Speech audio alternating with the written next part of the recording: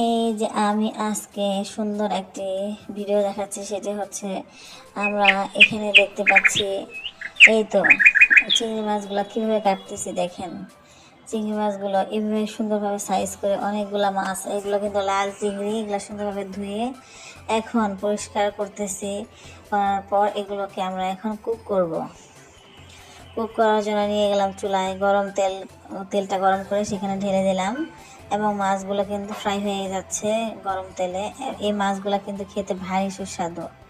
তারপরে আমি কিছু রাইস দিয়ে দিলাম, রাইসের মধ্যে আমি সেগুলো ঢেলে দিব, তাহলে কিন্তু আরও ভালো লাগবে।